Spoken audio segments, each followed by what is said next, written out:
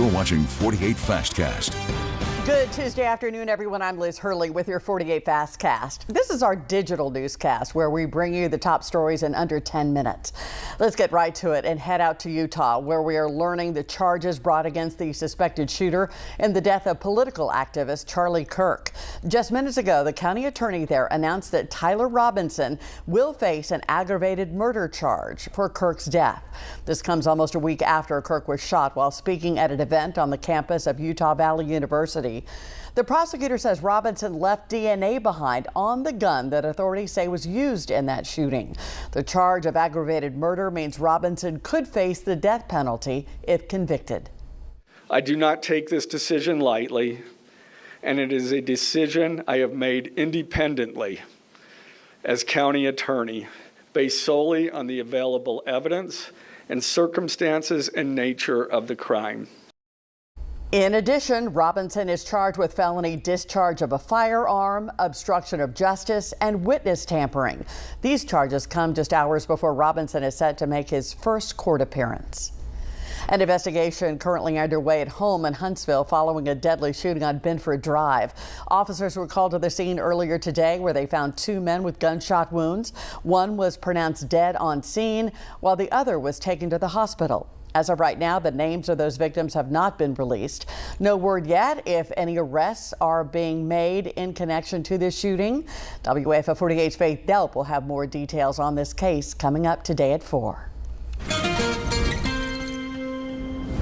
A few showers across the state line into southern Middle Tennessee. Let's go to the radar. These are just isolated downpours, but you get far enough to the north, we've got some thunderstorms that have become severe near Nashville. Let's go to the radar and show you what's going on as you get along Highway 64. Just locally heavy rain there, but the stronger thunderstorms from Nashville over to Cookeville, and these just might make it down here by about 6:30 or 7 o'clock. We'll keep an eye on that for you, but right now our chance of severe thunderstorms pretty low, but we could get a strong one or two if those get down here.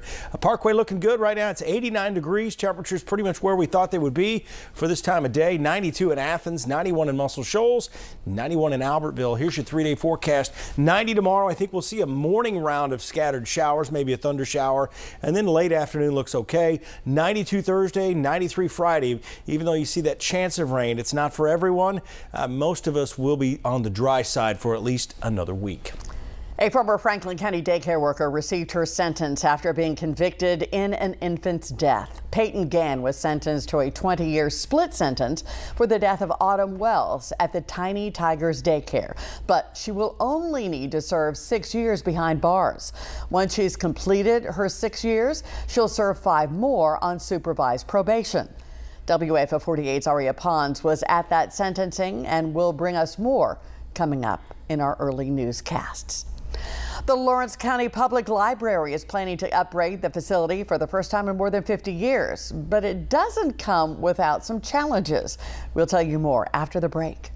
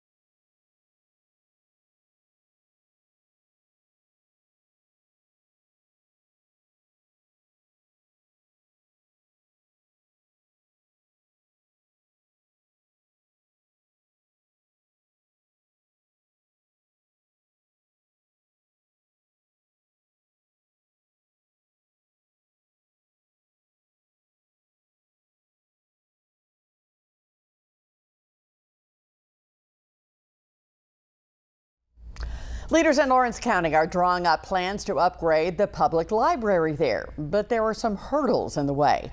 Executive Director Rex Bain says funding the project and complying with state law on libraries is what's causing the delay to make the upgrades. The library sits at under 5,000 square feet, not enough space for the county's growing population. To help accommodate, Bain says he'd like to expand the library by adding another building to the site.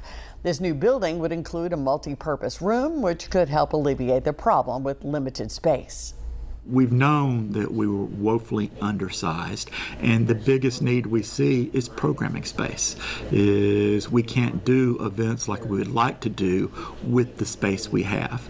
And it's challenging when you have programs here like the Children's Story Time, when you have 75 people come in, and it's like, where are you going to put them?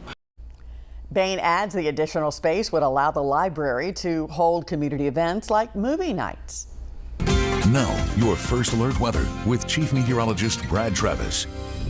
A few showers out there, stronger thunderstorms in the Nashville metro area. Those are tracking south. We'll keep an eye on that for the rest of the day, but I think most of us will just see a few isolated, locally heavy downpours. That's about it. There's not much to go around. There's plenty of heat to go around, though. 91 out in the shoals. Water looks pretty still there as we don't have much wind at all. What's happening is we've got this upper level low interacting with an area of high pressure out to the west, and it's going to start to draw this down to the south. May see similar conditions tomorrow morning. Here's that upper level low just off the Carolina coast, and in fact more into Virginia now, but it's around this area low pressure that it's pulling the moisture down and the thunderstorm chances down from the north. This is going to slide off the coast as we go into the next 24 hours, and we probably after tomorrow morning don't have much of a chance of a shower or thunderstorm until we get to the weekend. That will be because of a weak frontal boundary in the area. But there's the water vapor imagery kind of showing you what's going on. Yesterday we had some drier air kind of mix in during the afternoon, and that kept anything from firing up. Here's your day planner for tomorrow, Wednesday, halfway through the work week. Pretty much the same forecast. After some morning showers and a thunder shower, back to 89 at 3 o'clock. High temperatures reaching about 91 degrees. As we go through this afternoon, here's 6 o'clock this evening. You can see some of these showers and storms kind of dropping in from the north. This is about after 9 o'clock, so overall, still a chance of an isolated shower or thunderstorm on into the evening hours. And notice here what it's doing. The model guidance is bringing more shower and thunderstorm activity early tomorrow morning, right around sunrise. So we'll watch that fade to the south as the day wears on, and maybe a stray shower or thunderstorm into the early afternoon, but the evening looks dry. Overall, another fairly quiet day with a slight chance of a shower or storm, mainly in the morning and very early afternoon. Here's your 10-day forecast. 90 tomorrow, 92 Thursday, 93 Friday. Rain chances at 20 and then 10% Saturday, Sunday, maybe even Monday. Monday, the first day of fall, and then we have some fall weather coming in behind it. Just about normal by Tuesday with a high of 84 degrees. Looking good. Thank you, Brad. That'll do it for today's Fastcast. Don't forget to hop back online in just a few minutes for Before the 4 with AJ Wiest. Then, of course, join us on your TV on WAFF as we break down the top headlines of the day. You can catch us at 4, 5, 6, and 10. I'm Liz Hurley. Thanks again for watching. Have a great afternoon.